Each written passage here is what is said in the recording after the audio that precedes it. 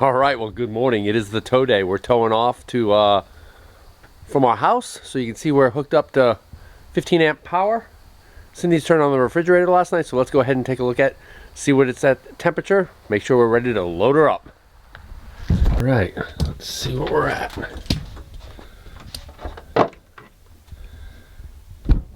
$32.7. I'd say we're good to go. Okay, welcome to this week's episode of Luv Subbin. What does it find us doing today? We are going to show you a typical tow day. Yeah, you know, one of our favorite influencers is a Disney channel called Super Enthused. The mantra of her channel is basically, let's go to the parks and take you along with me. Explore and get some tips. So we're going to give you some tips today too. It's not just going to be carrying you along. I'm going to show you the #1 hitching thing that I see wrong on the internet and how to correct that. And I'm going to show you a very good way to store eggs that has worked very well for me so far. Along with all kinds of other tips, tricks, and just hanging out with us.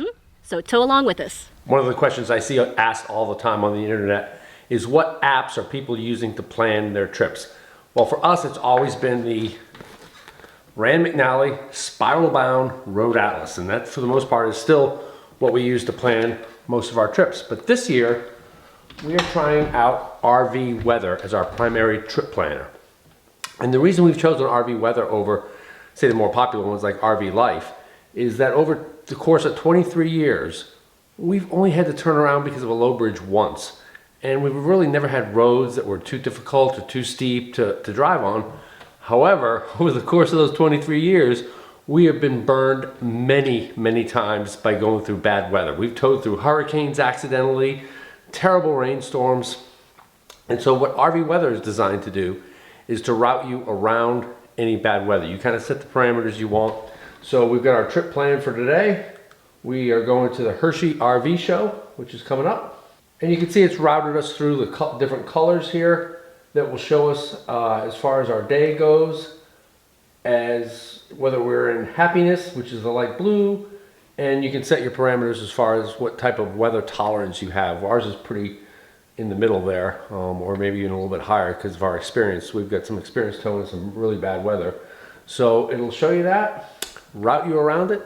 So that's what we're using to plan our trip. A lot of you may wonder why I check tire pressures manually when I have a TPMS on both the truck and the Airstream. Well, what that does is it forces me to just take a look at the tire, take a look at, make sure there's no cracks, bulges, bubbles, or anything else. And you know, if you're just relying completely on your dashboard, you're not going to get that feel for it and you might miss something.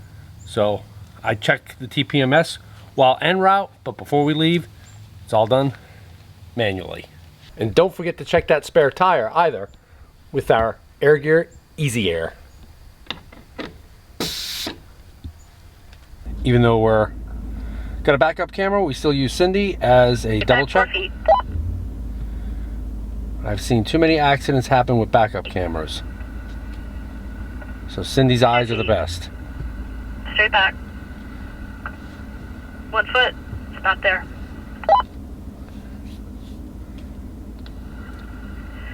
Uh, 1 foot straight back. 1 foot straight back. Stop there. Baby tap. Baby tap. Baby tap. Stop there.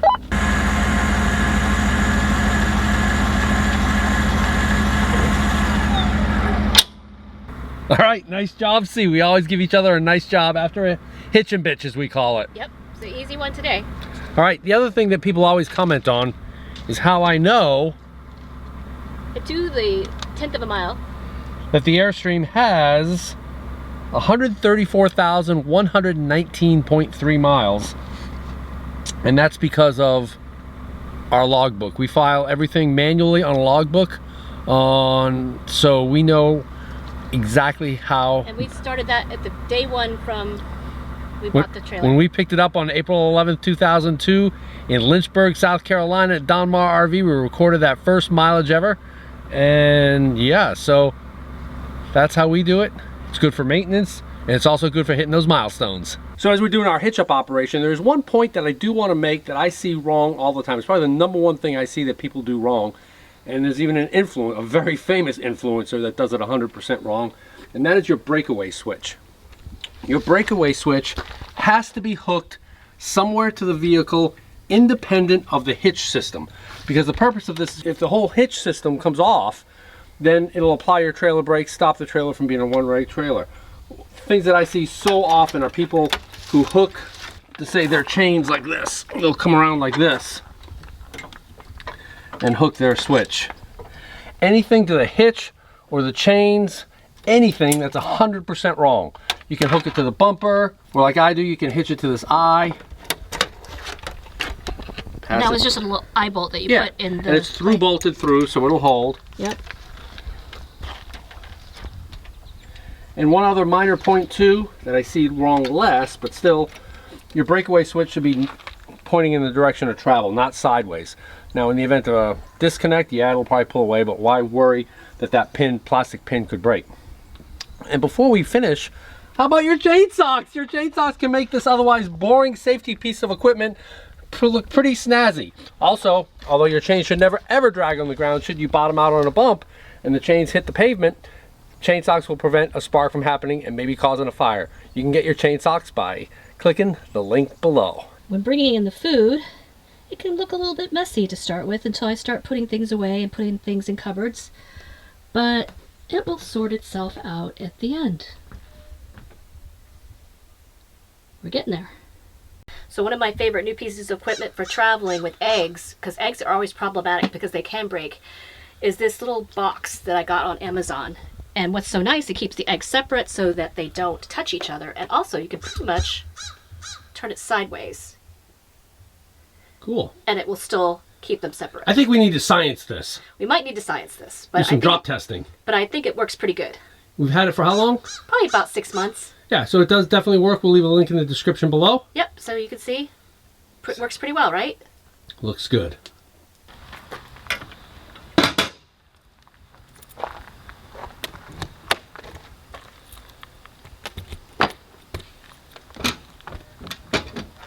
All right, good to go.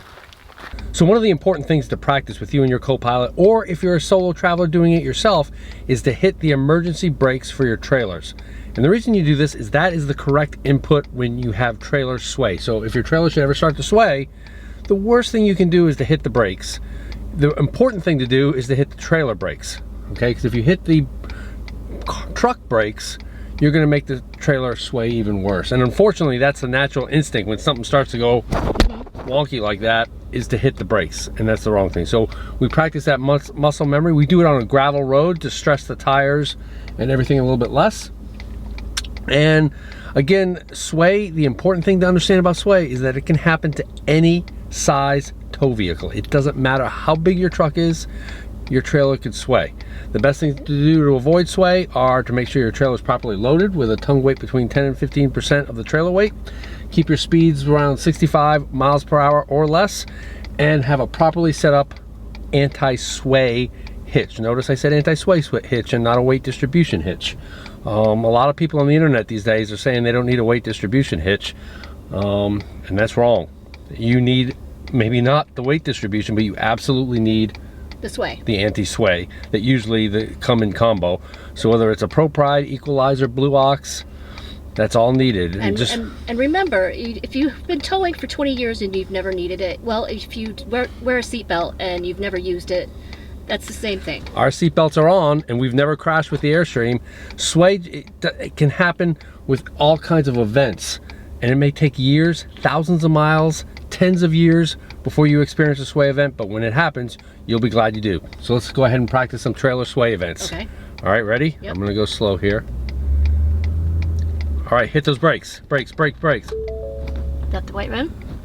Yep, and you can see that it's just completely slowed the truck down and everything. I took my foot off, it slowed down, so, and it had maximum gain of 5.5, which is what I set my gain at. Excellent. As we cross this bridge here, we always look for loopers, doing the great loop of America. We should be heading south, if anything, right now. Yeah, I don't see any, but I see the lock right there. Yeah, check out some of our lock videos, both on the Erie Canal in Europe and staying near locks. So we've stopped for lunch, and you know Cindy and I always try and do something different for lunch as opposed to just the normal sandwiches and stuff to kind of break up the trip. We've got an entire playlist on how our truck cooks lunch for us on occasion in the Attacky, as well as just a couple weeks ago we were doing soup noodles. Yeah, soup in a cup. But this time we have the classic Hawaiian gas station food in the Spam Musubi. Yep. And make sure you check out our Spam visit when we visited the Spam factory and museum. So we've wrapped them up. You can make these the night before. You can wrap them up in saran wrap, just like you would get it at a 7-Eleven in Japan or Hawaii, which we will go to someday. And if made correctly, they should not fall apart. Looks like these were made correctly.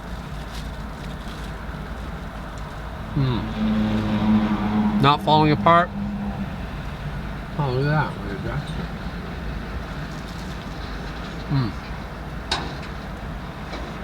And the Spam is cooked in a mixture of soy sauce, vinegar, and sugar, which gives it a nice flavor other than just Spam. And it's sushi rice. Yep. And some nori seaweed wrapped around it. Yeah. Good stop for lunch. Good stop for lunch. It's pretty crowded here, actually, for a Sunday. Looks like there's some drag racing. I've seen a couple of dragsters like that guy there. Look at this boat this guy's pulling. Pretty nice. So for those of you that have been following our journey, you know we went through about a year with starting issues when we would stop briefly, and we went through a bunch of different troubleshooting things with heat blankets and stuff, but the final solution, as I've mentioned, was the starter. Yep, we replaced it. And with a standard Ford issue. Yes, but I put the heat blanket around it to hopefully slow down any deterioration that will take place over the years. So let's see how she starts. Ready? Yep. Like a dream. Like a dream. Living the stream in the dream. Living the dream in the stream. Well, today's project du jour for towing is a little project that I've been working on for the bedroom and some blackout curtains that will go behind our existing curtains. And I'm just sort of testing them out to see if they're going to work. And because we have mouse fur, I'm going to put some Velcro on them. And so that's what I've been doing right now, is doing some Velcro sewing here. You can sort of see it. I did a little whip stitch here. And I'm going to sew down to the end and then back to the other side. And we're going to see if they work behind the curtains. So that was my little project today. And the blackout fabric is kind of interesting because it's black on the inside, but it's blue on the outside. So interesting fabric to work with. And it's the project during tow days. So this was the blackout curtain that I was working on in the car. You can see that I did a whip stitch across the top, I did a hem stitch across the bottom, and we're going to see how this works across the top of the window. So I anticipated it hitting the mouse fur and being able to just kind of... Hashtag we love mouse fur. Just run across the top like that, and I think that works pretty well. That's pretty great. Yeah.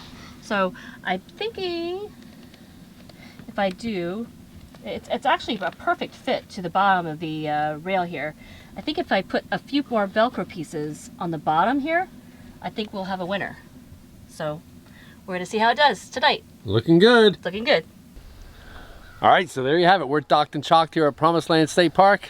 Yeah, it wasn't our most glorious back in attempt. No, but I think we should have stayed a little bit more left as we pulled forward, and then it would have been a less sharp angle coming or backwards. just stay straight and come in rather than trying to go halfway off to the left and ending up with that wonky cattywampus angle. Yeah, that's all right. So, hey, you know what? It happens to everybody. Nobody's gonna be perfect. Yep. You just get it in and you don't argue and just pull it in and do it for what it's worth. Yep, absolutely. And so there's a new feature for YouTube that just came out and was just released, and it is called Hype. And Hype is a little button next to the thanks button that actually is free to use and is actually to support smaller content creators. Like us. Like us. And what it does is if a person selects Hype for a video, it gives us points. And the points adds up, and the more points you get, the more notice you'll get by YouTube. So and what's interesting is as you approach 500,000 subscribers, so those folks, it cuts off at 500,000. But if you're like between 100 and 500,000, you get fewer and fewer points. Mm-hmm. So it helps the smaller channels. Right, the smaller your channel is, the more points you get, and it helps you get noticed by YouTube. So you may have seen that Hype little thing in our new subscribe, comment, etc. And it's with the 3 little dots on the side. So you have to click that for the height of the thanks. Sometimes, and sometimes it's not. So Yep. if you could keep a lookout for it, that would be great. Helps the channel. Helps the channel. So if you like this video, Gives us a big thumbs up and hype. and if you think we've earned a subscription, click the subscribe. And comment below if you have had trouble backing in recently and what you did about it. Because we come out with RV and Airstream related videos just like this one every Tuesday. Thanks for watching.